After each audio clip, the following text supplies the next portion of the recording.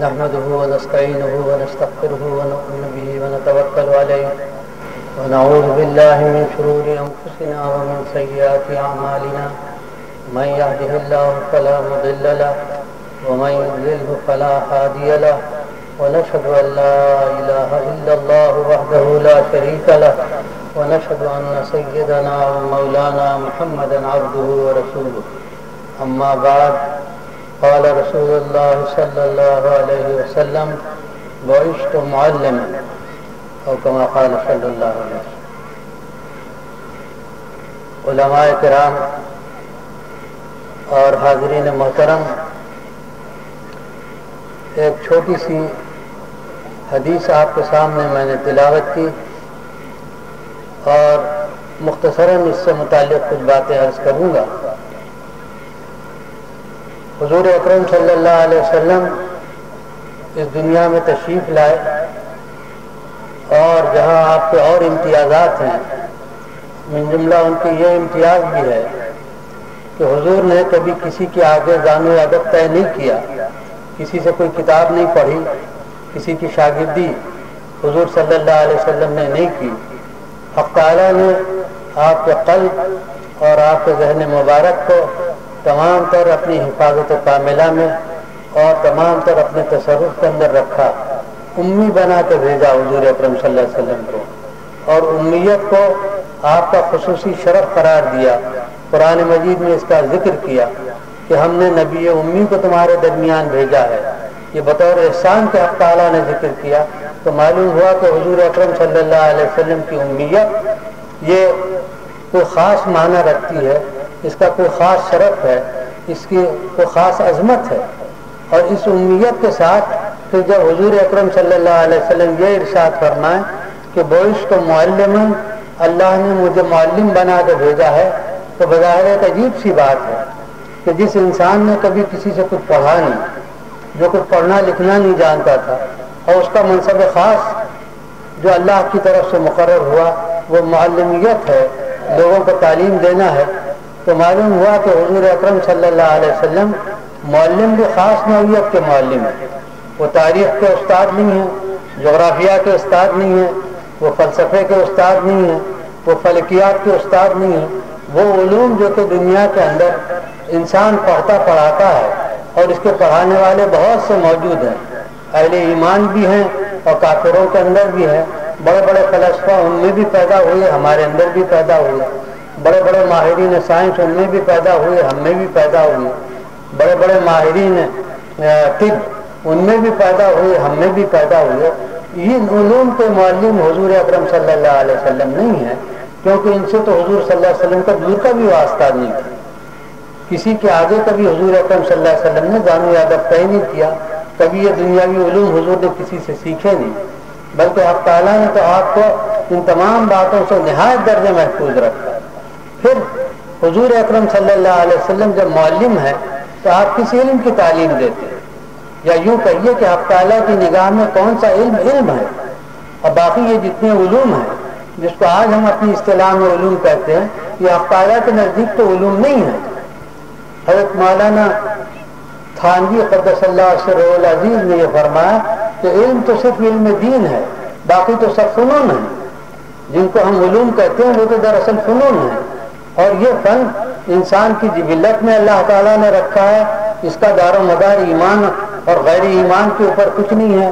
ایک زمانہ تھا کہ ہم ان علوم کے اندر جس کو آج علوم کہتے ہیں، سائنس اور فلکیات اور جہاز رانی اور سیاست مدن، اس کے اندر آگے بڑھے ہوئے تھے، اور پورے یورپ کو ہم نے اس کی تعلیم دی۔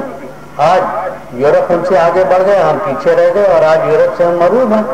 یہ علوم نہیں ہے، حق تعالیٰ کی نگاہ میں یہ علوم نہیں ہے۔ اور رسول مقبول صلی اللہ علیہ وسلم جو معلم بن کے آئے تو ان سارے علوم سے ہٹ کے ایک خاص علم ہے جس کو علم دین کہتے ہیں، اور جس کا حاصل اور ایک لفظ میں جس کو اگر کہا جائے وہ علم الہی ہے، اللہ تعالیٰ کی معرفت، اللہ تعالیٰ کا پہچان، اور حق تعالیٰ کو پہچان کے حق تعالیٰ کے قریب ہونے کا جو علم ہے، وہ علم جو ہم کو اللہ تعالیٰ سے قریب کرتا ہے۔ کیونکہ ہم پہلے تو حق تعالیٰ کے قریب تھے.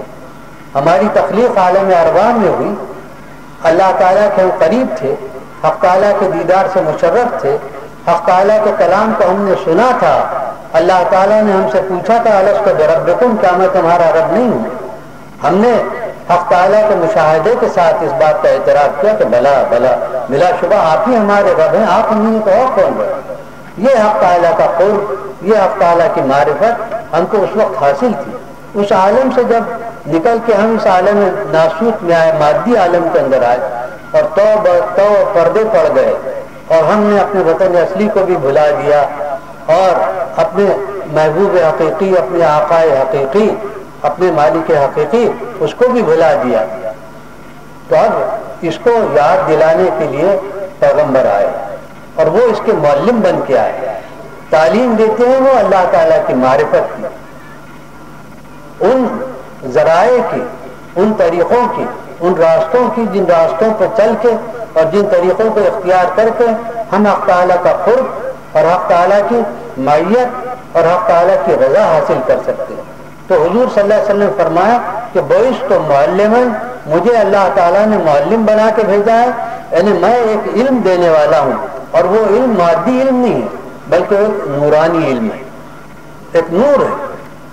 حضرت وکی رحمۃ اللہ علیہ امام شافعی کے استاد ہیں. امام شافعی نے ایک دفعہ اپنے استاد سے یہ کہا کہ مجھے حافظے کے اندر کچھ کمزوری محسوس ہوتی ہے, میرا حافظہ کچھ کمزور ہو رہا ہے. تو حضرت وکی رحمۃ اللہ علیہ نے ان کو یہ نصیحت فرمائی کہ دیکھو یہ جو علم ہے یہ اللہ کا دراصل ایک نور ہے, اور یہ نور کسی گنہگار کو دیا نہیں جاتا. اگر حافظہ کم ہے تو اپنے تزکیے کی طرف زیادہ متوجہ ہو جاؤ, اپنے محاسبہ نفس زیادہ کرو کہ کچھ علائشیں تو اندر نہیں آ گئی ہیں, اگر آ گئی ہیں تو اس سے اپنے آپ کو پاک کرو, حافظے کے اندر نور آ جائے گا.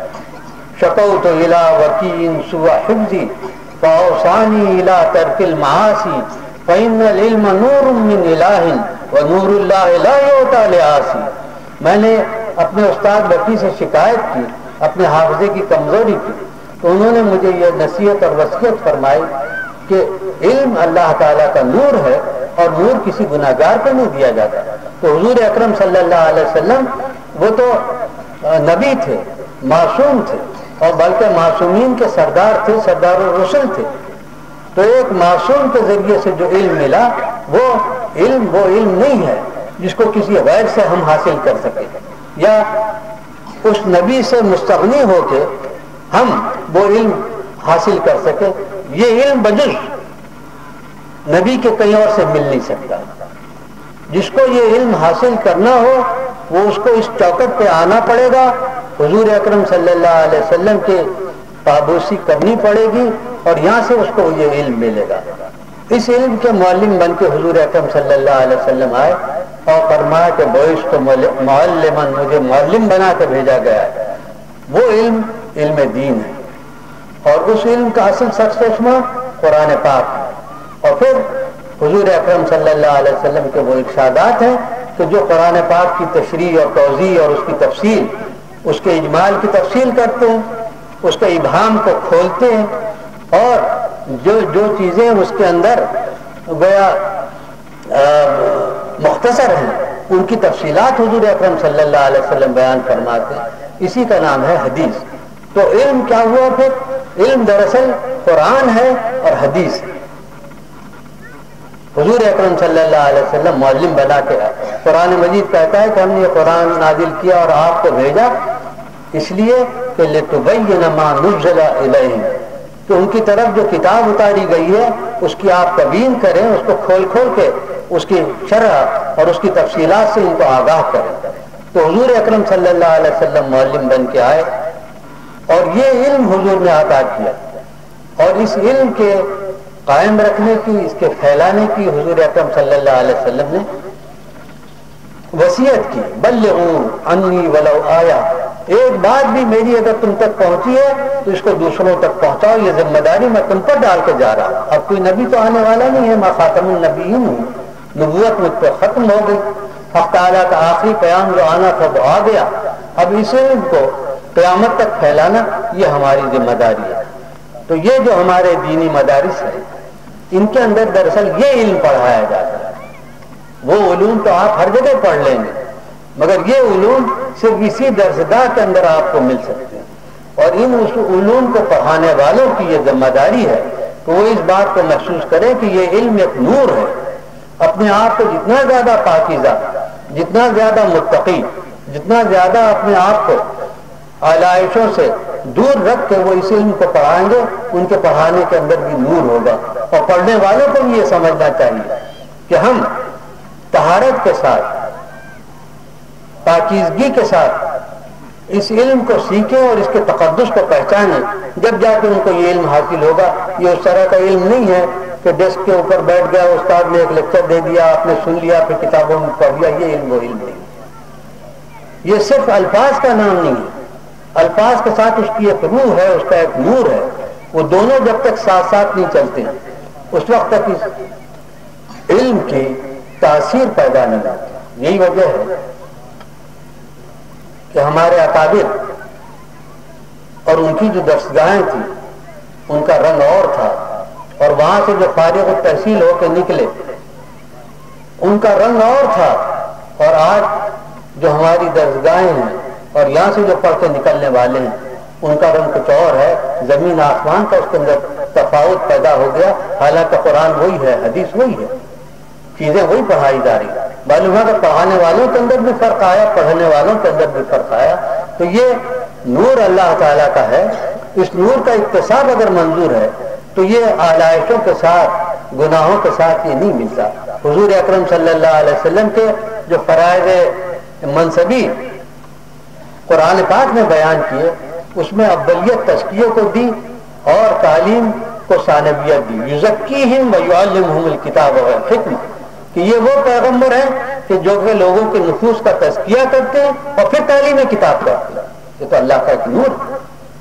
وَنُورُ اللَّهِ لَا يُضِيعُ، نور گناہگار کو نہیں ملا کرتا، گناہ کے ساتھ نور کا جوڑ نہیں ہوتا۔ نور کا جوڑ جو ہے وہ تقوی و طہارت کے ساتھ ہے۔